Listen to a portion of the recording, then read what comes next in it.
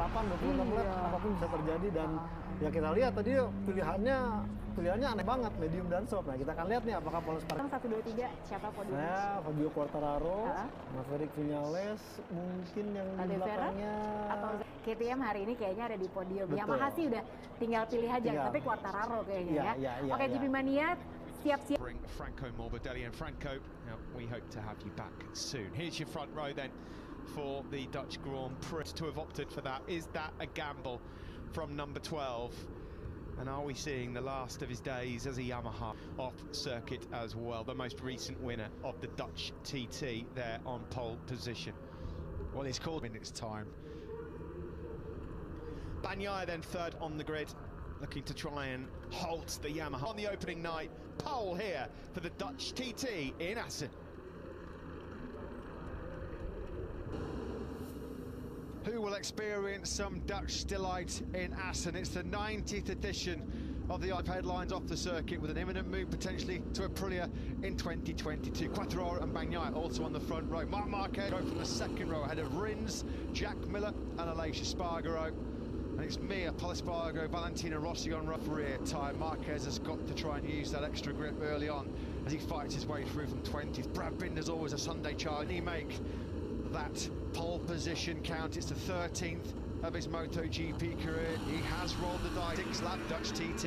Racing is back here in Assen. We did miss it last year, we really did. We saw a classic years. Viñales the most recent, Marquez then in 18 in that brilliant race. Rossi the year before. Who wins today? 2005 will Maverick Viñales make it back-to-back wins here around this Yamahas, who go into this 26-lap race as the clear favourites, make no doubt about that. Quartararo and Viñales throughout practice. This 10 podiums and counting for Marc Marquez, although if he's to add to that, it would be really miracle stuff from the 7th row, especially on the opening lap. You can smell the flares from the commentary box here down the start-finish. Juni here in the commentary box. The warm-up lap then about to be complete. Predicted race pace 33 flats. That's based on Fabio Quay top qualifying. Where heroes are made. The TT circuit here in Assen is There's just something magical, something mythical about racing in MotoGP around this world-famous venue. He'll move from the back of the grid. 26 laps. The Dutch TT is underway. Good start from Viñales on pole position. Good. Yeah, Viñales now down in 5th place. Alex Rins has rode around the outside of him going into first corner, so it's not the start that Viñales wanted. He got that from Joan Mir as well. He's just gone through on Miguel Oliveira. Through to turn 5 we go then. Further back there is Paul Espargaro just getting nudged, made by number 93. Viñales had already snatched back 4th place from Alex Rins. That's what he needed to do. He knows that there's a risk of that. He's nudged Fabio Quartararo. Look at Nakagami. Nakagami's coming through as well as they head towards turn 9. Quartararo will have the inside line into turn 9. Bagnaia does finally take the lead. Nakagami aggressive then on this opening lap. There's Viñales, the pole man, in 4th. With that stable Yamaha challenging through turn 15, but no room. Pecco Bagnaia has done exceptionally well there to keep Quartararo behind him in where. So we're about to complete the first lap. Pecco Bagnaia, a Moto3 winner, a Moto2 winner here in Assen, and now he leads in Moto. First place on the opening lap. Marquez had to do that. He's got that Michelin soft rear tyre. He knows that that will deteriorate rear tyre. He's making it perfectly right now, up to the top 10. Joan Mir trying to find a way through there on Jack Miller. Honda. It wasn't a good first lap for Miguel Oliveira. He's got work to do to make it 4 podiums on the spinning MotoGP. Started 6th. No change at the front.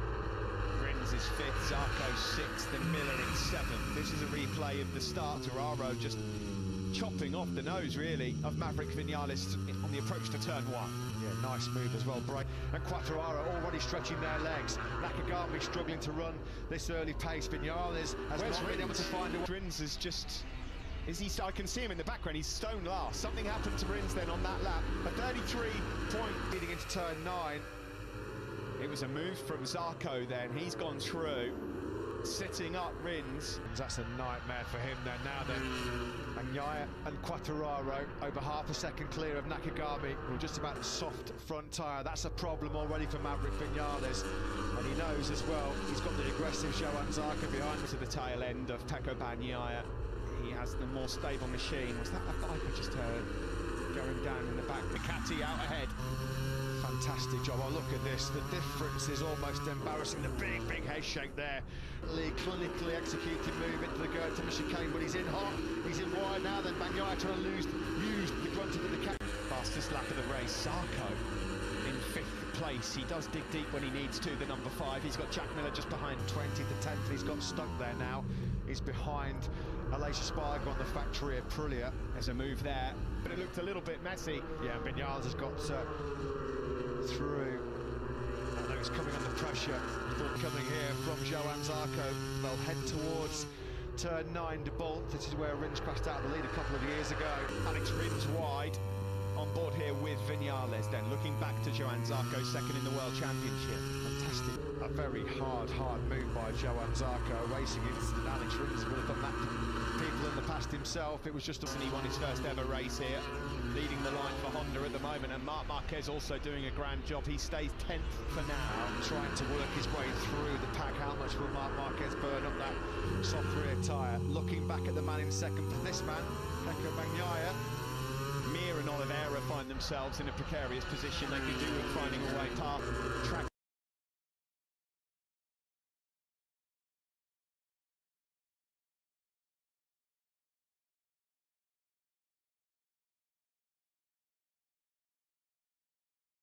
He's got big problems coming here from Nakagami and Viñales. Coming up towards turn 5, Maverick Viñales. You see now Quartararo, he's opened up that advantage almost 2.5 seconds, so he can just now drop back into the 33. Broke Bagnaia, he always felt like he had the pace to break away, and that's what he's done. And he's slipped back into the 33s, and he's still... Championship, Zarco 36 points behind, Bagnaia 37, and Miller 48. Poor Mit's warning. Yeah, and as if he's not got enough on his plate. Here comes Nakagami, what a move by the Japanese rider, that was big. Whirling around underneath him, he just cannot get the power to the ground without that stability through turns 11, 12 and 13. He hasn't got the pace, but he has got the machine underneath him to be able to put in an excellent defensive job here. Fantastically well.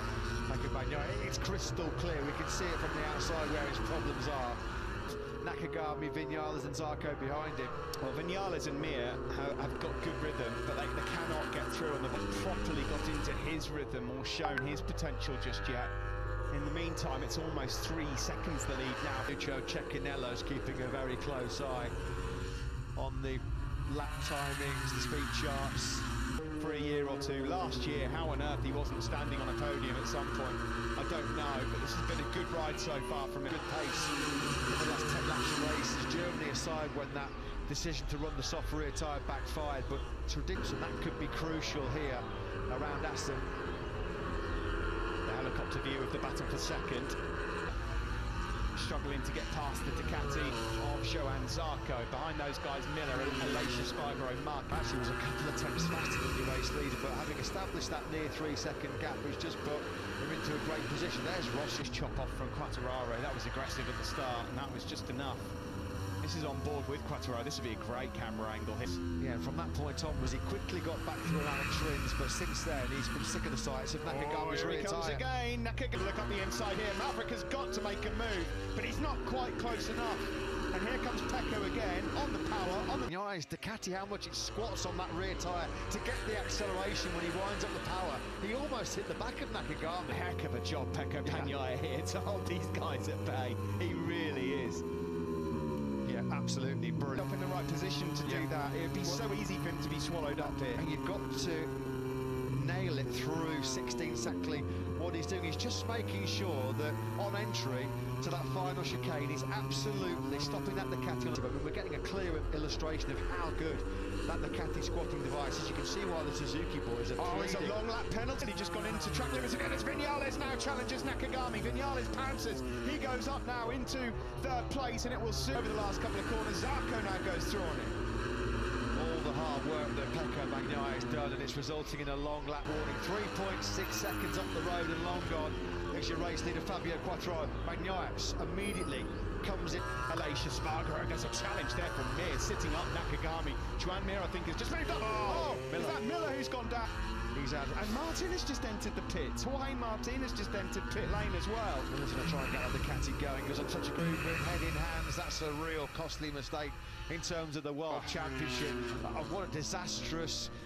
Whilst this has all gone on, Now Oliveira's now gone through on Nakagami. What's just happened to Nakagami in the last lap and a half? Well, Marquez is all over the tail now of Pecca Bagnaia as well. So 4 seconds the lead for Quartararo over his teammate Oliveira. Just shows how important that last lap was in Q1 yesterday for Zarco.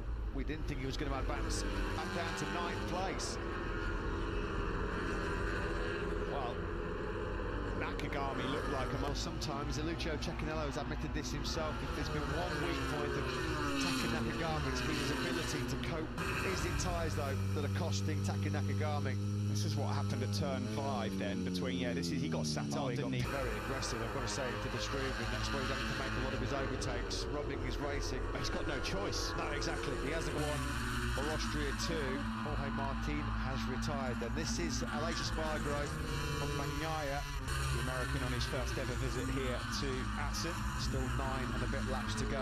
Still a lot of question marks. It's in stages like this in the race where you look at someone like Joan Mir and you think, is he perhaps favoured? Marquez side by side there with Taka Nakagami. Aleix Espargaro has fallen behind Pecco. Front tyre temperature or pressure going through the roof, but Fabio Quartararo's gone. Let's quickly pop down to pit lane and get some words here from Massimo Rivola. Gentlemen, and you are the latest news. Is there any truth to the rumour of Maverick coming to ride in Aprilia? If the rider is on the market, then for sure we are very interested in such a talent. But I think it's a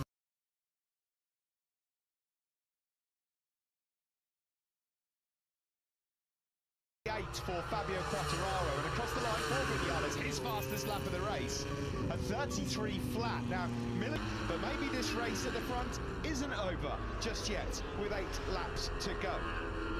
Is there a flag with the orange disc, and Mir's got through.